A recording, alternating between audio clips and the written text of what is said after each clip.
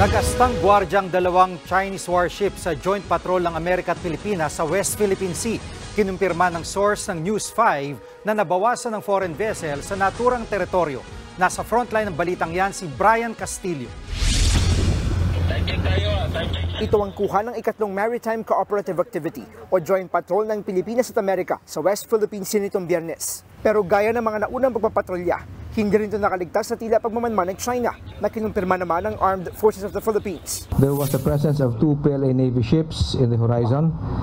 Uninvited guests, no maritime militia, no Coast Guard vessels were monitored.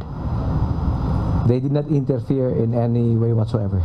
Hindi naman na raw nagugulat ang AFP na may umaaligid na Chinese vessels kahit pakasama ng Pilipinas ang US troops sa pagpapatrolya. Ang mahalagaan nila walang ginawang panghaharas ngayon ng China sa US at Philippine troops. Pero niradyohan pa rin ng Philippine Navy ang Chinese ships para questionin ang pananatili nila roon.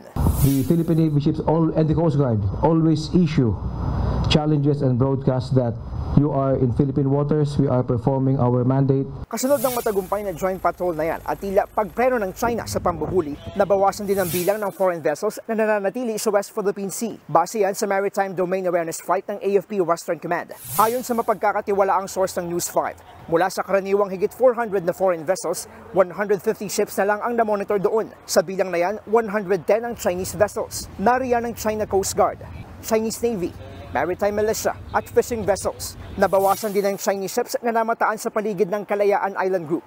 6 na Chinese Maritime Militia ang umaligid sa Pag-asa at Kota Islands.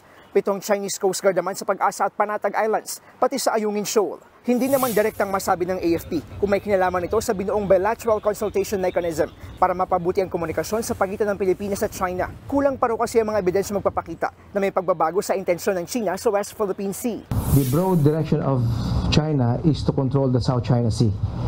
A simple change in actions or behavior does not indicate a change in their character.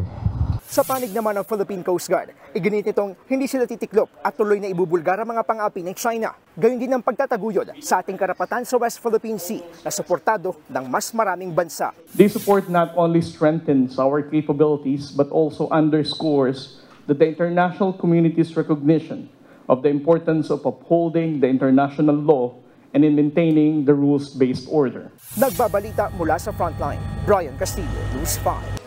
Mga kapatid, Jiggy Manikad po, iba na ang may alam at may pakialam sa panahon ngayon. Para sa konkreto, kumpleto at komprehensibong balitaan sa Frontline, mag-follow at mag-subscribe sa social media pages ng News 5.